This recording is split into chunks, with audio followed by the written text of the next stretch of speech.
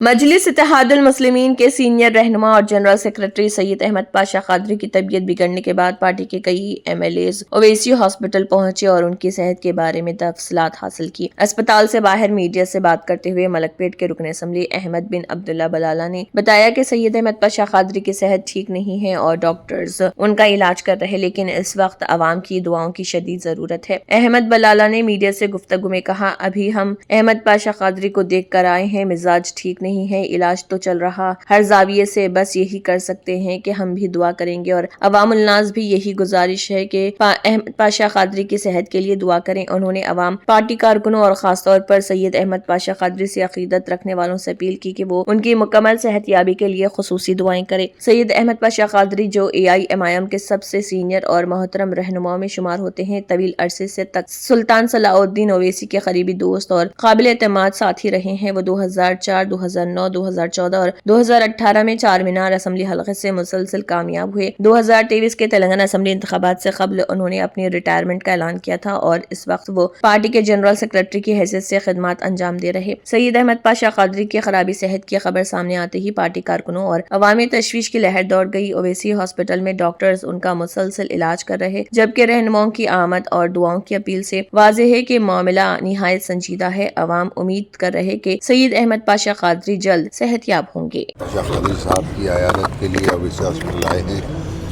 अभी जाकर वहाँ पर डॉक्टर से भी बात करें, पाशा से भी को भी देख कर आए हैं।